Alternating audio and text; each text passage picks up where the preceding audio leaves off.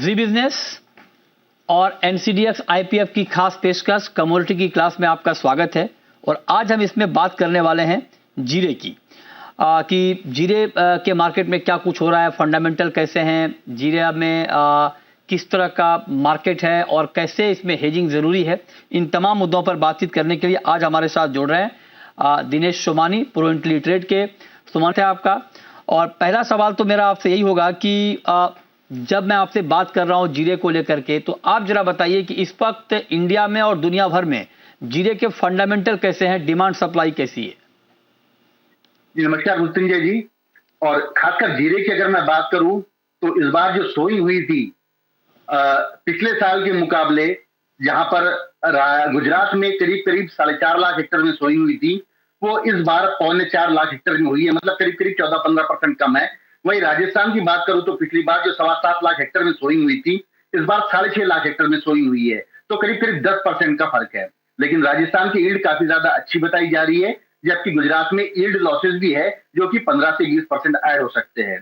दोनों मिला के मुझे लगता है कि फसल करीब करीब 50 लाख बैग्स राजस्थान में आ सकती है और 25 से 30 लाख बैग गुजरात में आ सकती है, तो 80 लाख बैग का एस्टिमेट बताया जा रहा है।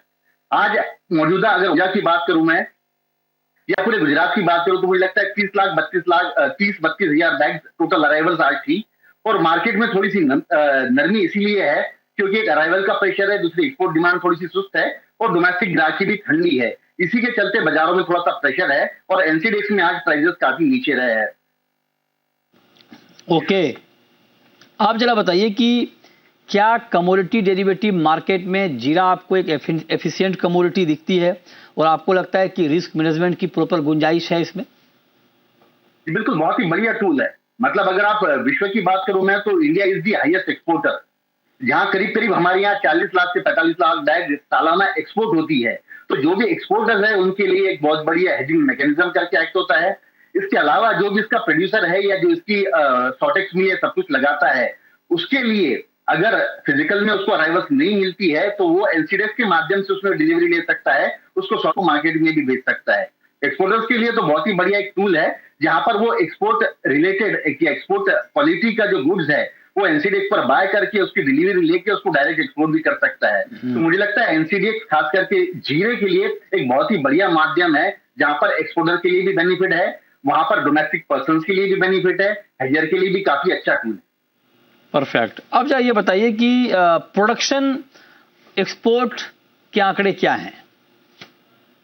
जी, अभी जो इनिशियल एस्टिमेट्स आ रहे हैं उस हिसाब से अगर देखा जाए तो यील्ड लॉसेस गुजरात में काफी ज्यादा है। ऑलरेडी सोइंग जो है 15% कम थी और यील्ड लॉसेस के चलते मुझे लगता है कि पिछले बार जो फसल थी करीब 40 से 42 लाख बैग जो बता रहे थे, इस बार मुझे लगता है करीब करीब 28 लाख बैग होने की संभावना है।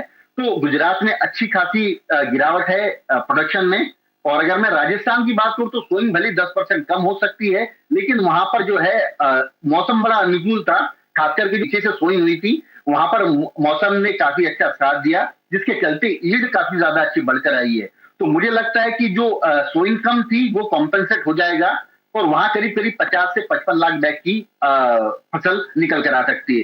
तो ओवरऑल 28 गुजरात और 50 से 55 राजस्थान, तो मुझे लगता है कि 80 के करीब करीब ओवरऑल 80 लाख बैग से करीब करीब टोटल इंडिया की क्रॉप बननी चाहिए। ओके, अच्छा, हेजिंग क्यों जरूरी है सोमानी जी? जो लोग जीरे के एक्चुअल ट्रेड में हैं उनके लिए एक्सचेंज का प्लेटफॉर्म कितना महत्वपूर्ण है, उनको हेज क्यों करना चाहिए? जी बिल्कुल मृत्युंजय जी, 22,000 रुपए का काउंटर है, इसमें 1% की तेजी मंदी भी काफी ज्यादा मायने रखती है। एक्सपोर्टर जो मार्जिन अपनी रखते हैं उसमें अगर ये करीब करीब 4% 5% बढ़ जाता है तो एक्सपोर्टर्स को जो है ऊपर चढ़कर माल लेना पड़ता है, जिससे उनका लॉसेस होने के चांसेस बहुत ज्यादा होते हैं। अगर वो अपनी पैरिटी के हिसाब से एनसीडीएक्स पर बाय कर सकते हैं, एनसीडीएक्स पर सेल करते हैं, तो उनको एक फिक्स मार्जिन के रूप में और रिस्क पूरी मिटिगेट हो जाती है। तो मुझे ये बहुत ही बढ़िया टूल है और काफी ज्यादा एक्सपोर्टर्स इंडिया में खासकर के इस टूल का अच्छा खासा मुनाफा लेते हैं।